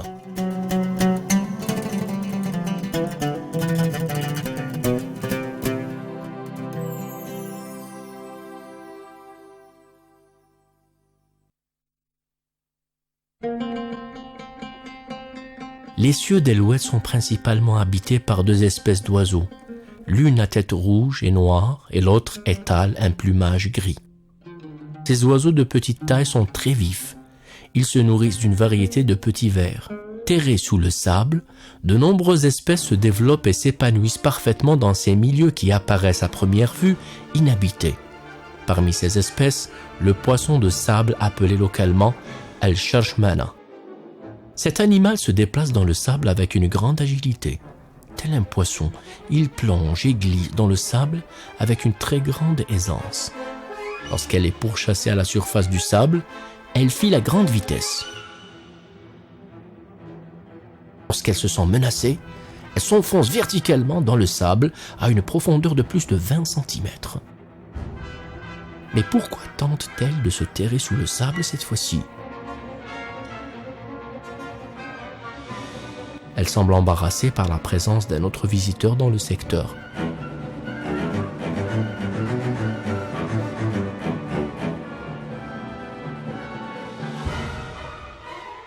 Se peut-il que ses palpitations ou son mouvement lent intercèdent en sa faveur pour échapper aux morsures de ce reptile ?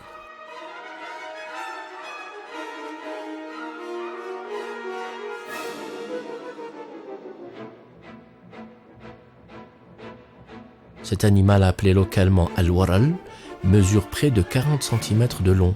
Il semble préparer une surprise à son rival. La crainte qu'il ressent lui a fait perdre ses capacités. Pour la seconde fois, elle échoue dans sa tentative de se soustraire à son ennemi en se cachant dans le sable. En revanche, ce reptile sort sa langue non pas pour s'amuser avec elle, mais pour en faire sa proie de la journée.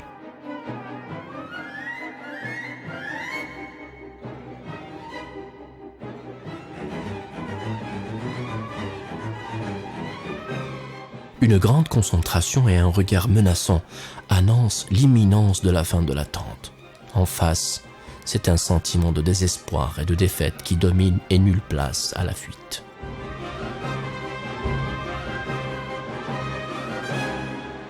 Se peut-il que ce geste de la tête soit le dernier pour elle ?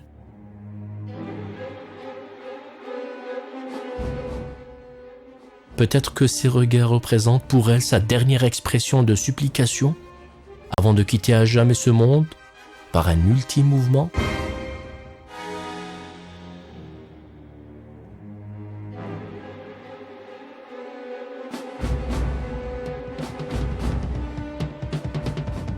La vie est une éternelle répétition. Il se nourrit de plus petits que soi. Il s'acquitte de sa tâche et s'en va sans qu'il se rende compte que dans cette existence, il y a aussi d'autres formes de rapports de force. Ses mouvements se ralentissent et un sentiment de méfiance l'envahit. Cette fois-ci, il ne sort pas sa langue pour exhiber sa suprématie, mais plutôt par crainte. Un danger se rapproche de lui. En un laps de temps, l'équation existentielle est inversée. Il est convaincu que son salut dépend de la fuite, ne serait-ce que pour quelques instants.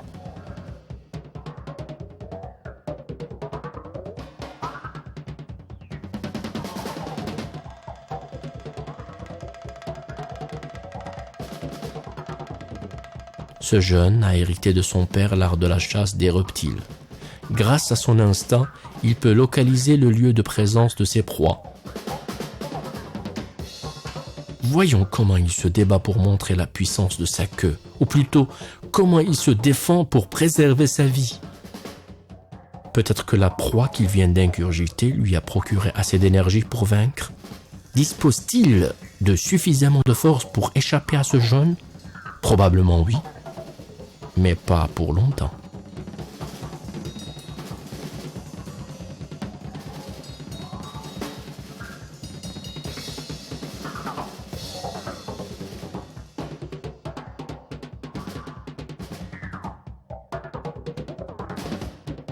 Ce jeune poursuit son parcours à la recherche des reptiles. Avec le temps et l'expérience, il a pu acquérir la capacité à débusquer ces créatures qui, pourtant, sont si bien cachées dans le sable qui, désormais, ne les protège plus. C'est ainsi que le poisson des sables se trouve capturé entre les mains du jeune chasseur, à la même enseigne que son prédateur naturel. C'est là la confirmation de l'éternelle équation naturelle qui régit les rapports entre les plus forts et les plus faibles, qui évoluent dans un même environnement, de surcroît des plus rudes. Arborant ses trophées, ce jeune poursuit son chemin à la recherche d'autres secrets qui se cachent sous les sables.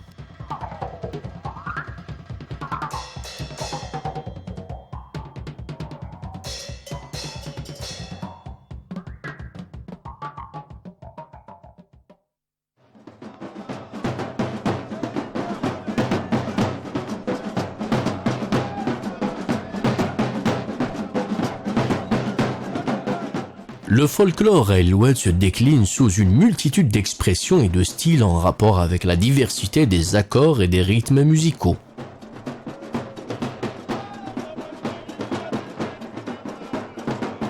Les spécialistes en art folklorique connaissent cette particularité et cette richesse.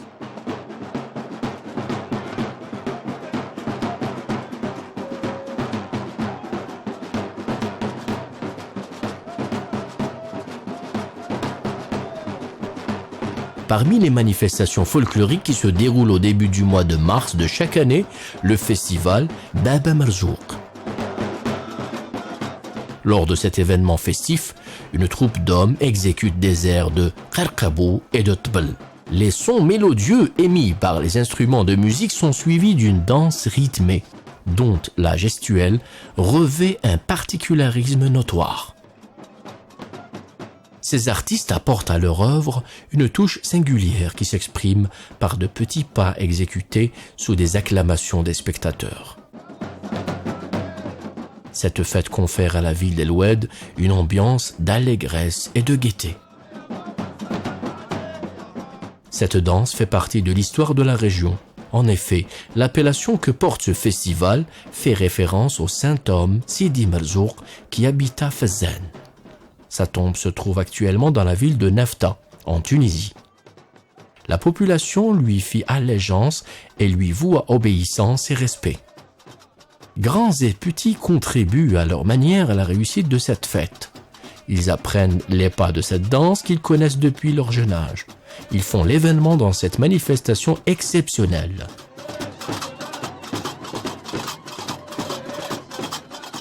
Cette manifestation culturelle dure une journée entière. Un large public représenté notamment par des familles assiste à cet événement et se délecte d'une série de représentations exécutées par les membres de la troupe.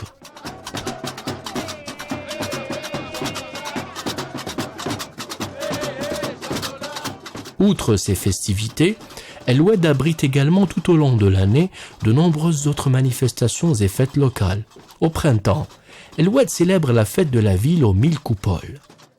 Cette saison est également célébrée, c'est la fête du printemps, une fête appelée localement Taqyout. Lors de cet événement, des plats populaires particuliers sont préparés par la population, notamment le pain traditionnel, el kisra, et le beurre, dhan.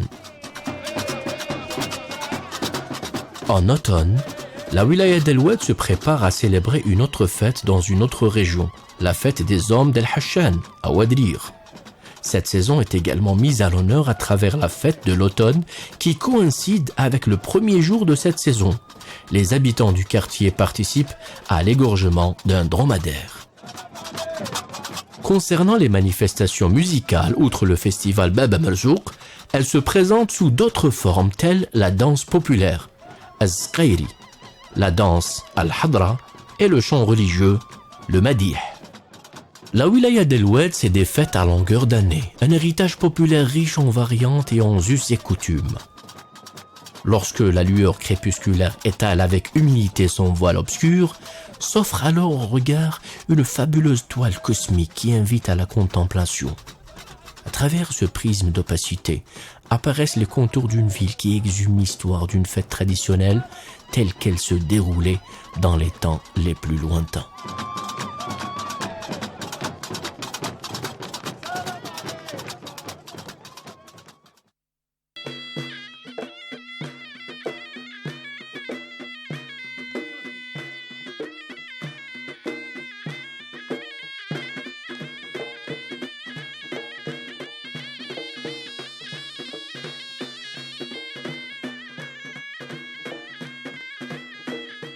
Le choix de la future épouse dans la société bédouine se déroule lors d'une fête où les jeunes filles célibataires exécutent la danse al-Nakh.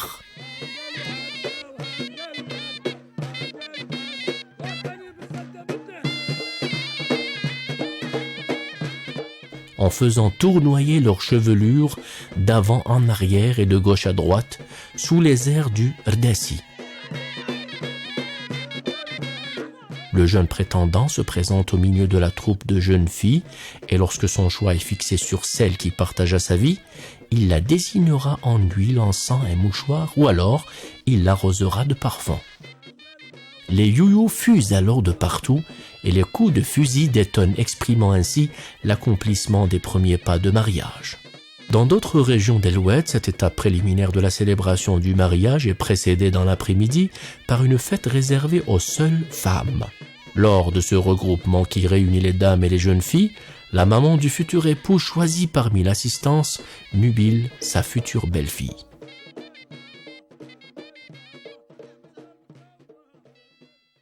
بسم الله والصلاة والسلام على رسول الله جيتك خاطب راغب في بنت الحسب والنسب إذا قبلت شرطها مقبول. Lors de ce regroupement qui réunit les dames et les jeunes filles, la maman du futur époux choisit parmi l'assistance nubile sa future belle-fille. Une fois le choix fixé, les parents du futur époux se rendent au domicile parental de l'élu pour officialiser de manière définitive les fiançailles. Les parents et proches des deux parties assisteront alors à la séance et écouteront la demande de fiançailles introduite par les parents du marié et l'accord exprimé par les parents de la mariée. Globalement, c'est la même démarche qui est suivie par la majorité des régions d'El Oued, à l'exception de quelques variantes où les parents du marié se rendent chez la famille de la future épouse pour fixer la date des festivités ainsi que le montant de la dot. Après la demande qui est suivie de l'accord, la Fatiha est récitée et les présents s'échangent leurs congratulations.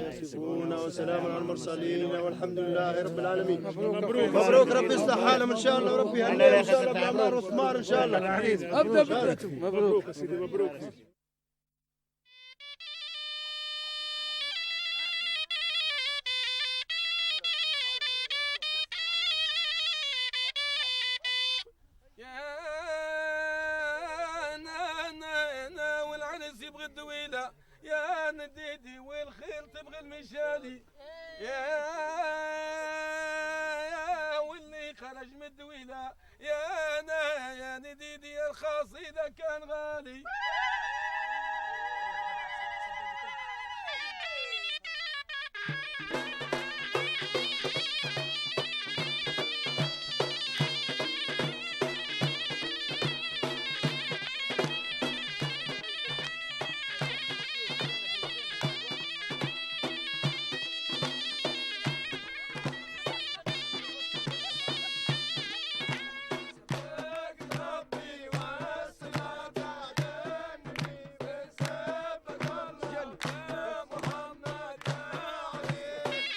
Au lendemain du départ, localement appelé Arwah, de grandes festivités sont alors organisées pour les hommes et les femmes, chacun de leur côté. L'animation est alors assurée par les danseurs du Sqairi, des hommes munis de karabila ou fusils traditionnels baroud, les percussionnistes et les flûtistes. Cette danse particulière est exécutée par des hommes. Pour cela, un pied est levé vers l'avant au moment où l'autre sert d'appui, alors que les épaules sont mues par un mouvement saccadé et régulier.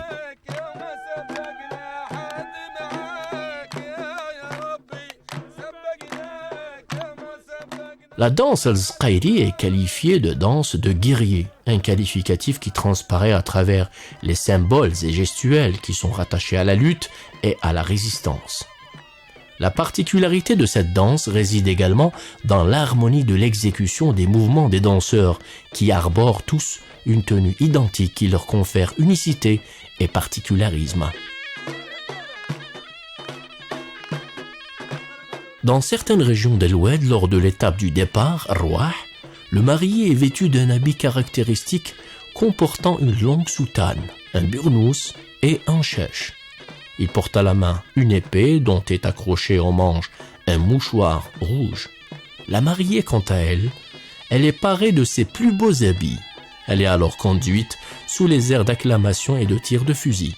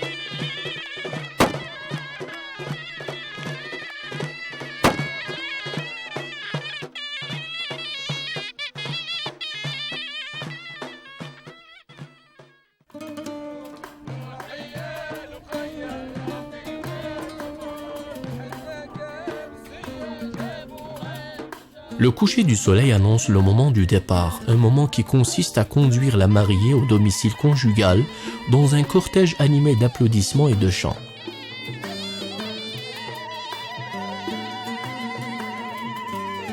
Une troupe de dromadaires est alors regroupée et sur l'un, l'on place Al-Jahfa ou Al-Hawdaj pour le marié et sur un autre dromadaire, l'on place Al-Rahala pour la mariée.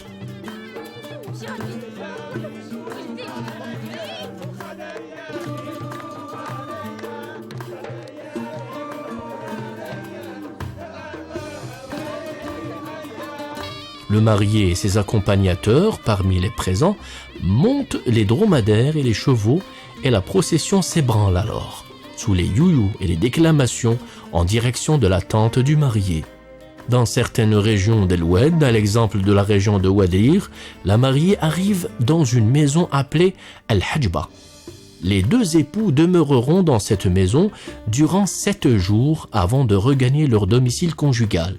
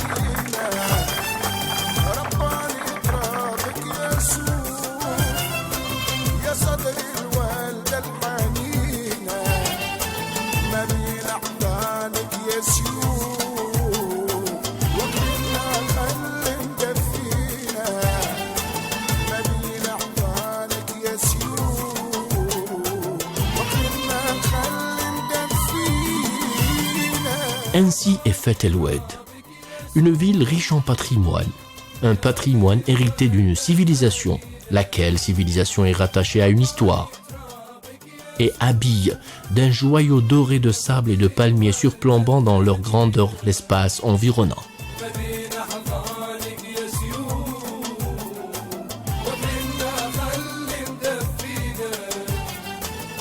À chaque coin, des coupoles ornant le sommet des maisons et des mosquées accueillent les rayons lumineux du soleil le matin et s'en détachent le soir, à la tombée de la nuit.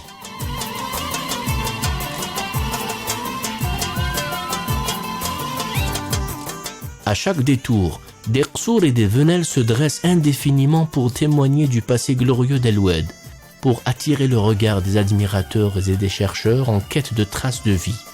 Partout se trouvent des chôtes et des lacs. Une adresse différente pour un éclat magique.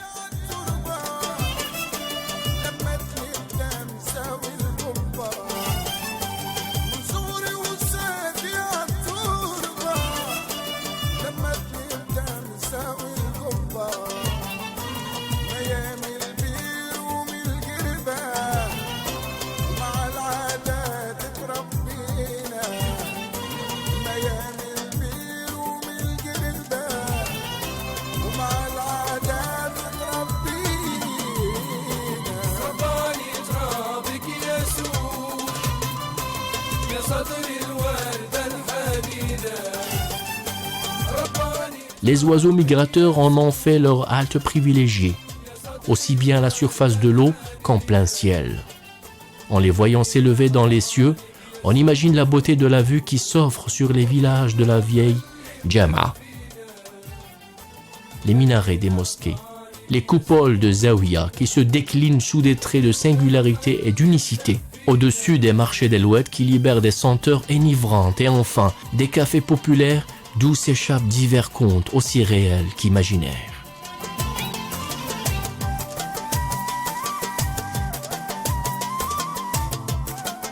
Une plongée dans ce milieu jaune doré dévoile la riche faune qui en a fait son domicile depuis des dizaines d'années, alors que d'autres squattent la surface du sable.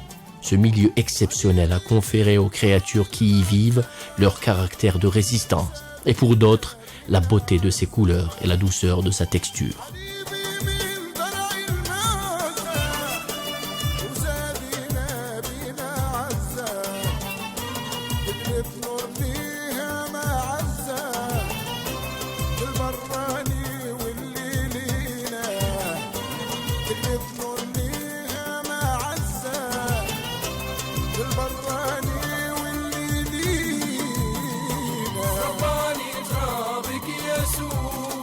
Pour leur part, les oasis de palmiers s'élèvent à une hauteur qui n'a d'égal que la grandeur de leur histoire et de celle des routes qui témoignent du génie créatif de l'homme d'El Oued qui a fait étalage de toute son intelligence pour dompter la nature, en faisant se rencontrer le palmier avec l'eau souterraine. Leur générosité ne s'arrête pas là. Ils ont également offert leurs feuilles que les hommes avaient brillamment utilisées pour confectionner différents ustensiles de la vie quotidienne, ainsi que leurs branches, que la créativité de main adroite transforme en divers objets d'utilité domestique ou autre. Sur la base de cette opulence, de cette richesse naturelle, de cette providence, se dégagent des airs d'abondance emplis d'émotions et de sensations enivrantes qui émergent des profondeurs d'un cœur de bonté et de chaleur pour festoyer et célébrer des fêtes de sa ville, avec toute sa richesse culturelle qui puise ses origines d'un passé glorieux et d'une véritable authenticité d'appartenance.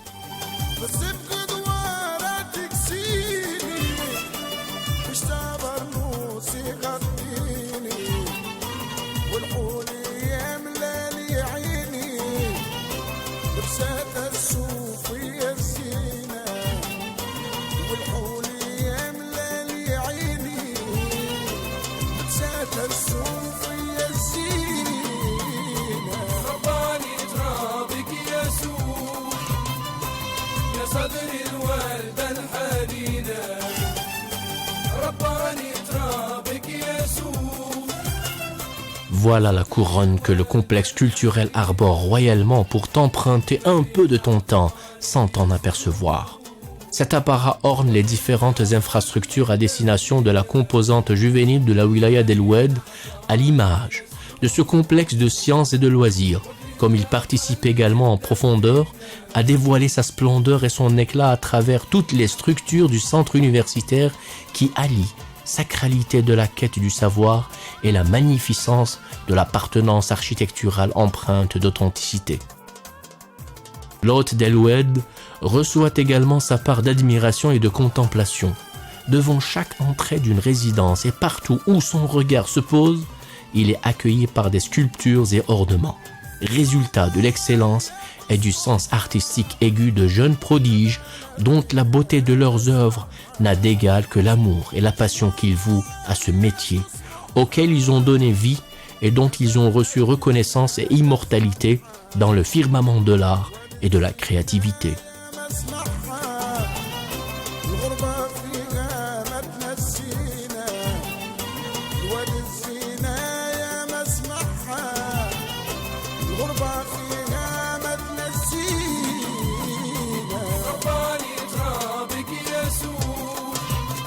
C'est El Oued, l'emblème d'un passé lointain et la belle espérance que racontent les livres d'histoire d'une époque ancienne.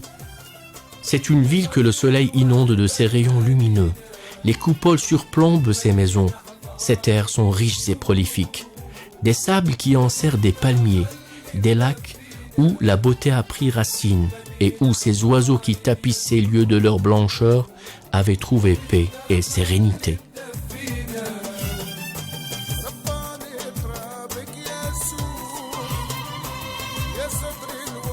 Est-ce El Oued qui avait choisi ces lieux pour exister ou alors c'est l'endroit qu'il a adopté pour y habiter?